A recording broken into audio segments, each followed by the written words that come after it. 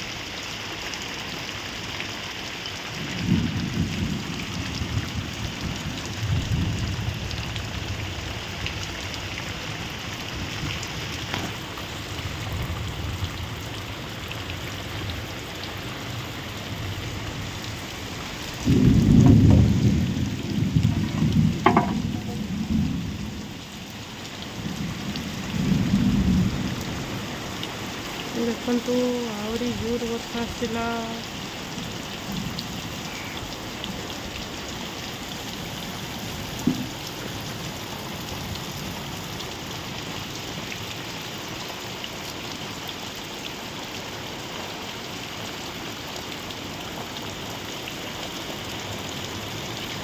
ପବନ ବି ହଉଛି ଦେଖନ୍ତୁ କେମିତି।